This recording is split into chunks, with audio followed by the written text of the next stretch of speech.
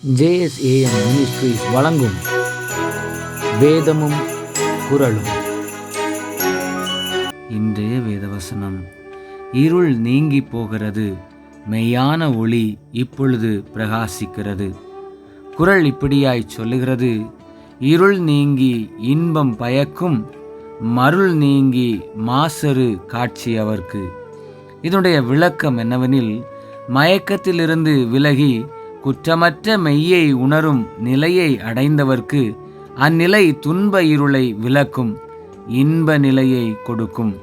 வேதவசனம் இப்படியாய் சொல்லுகிறது: உலகத்திலே வந்து எந்த மனுஷனையும் பிரகாசிப்பிக்கிற ஒளியே இயேசு என்ற அந்த மெய்யான ஒளி.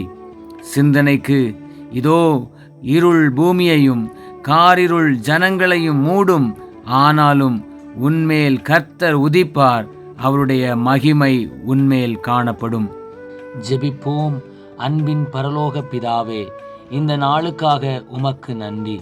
நாங்கள் உலகத்தின் இச்சை, மாம்சத்தின் இச்சை, பாவ பழக்க வழக்கங்கள் என்னும் மயக்கமாகிய இருளில் இருந்து விலகி மெய்யான ஒளியாகிய இயேசுவாகிய உம்மை அறிந்து உம்வழி நடந்து பிரகாசிக்கிற ஒளியாக திகழ்ந்து சாட்சியாய் ஜீவிக்க கர்த்தர் கிருபை தாரும்.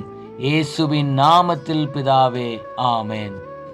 இந்த நாள் இனிய நாளாக அமைய வாழ்த்துக்கள். கர்த்தர் உங்களை ஆசீர்வதிப்பாராக. ஆமென்.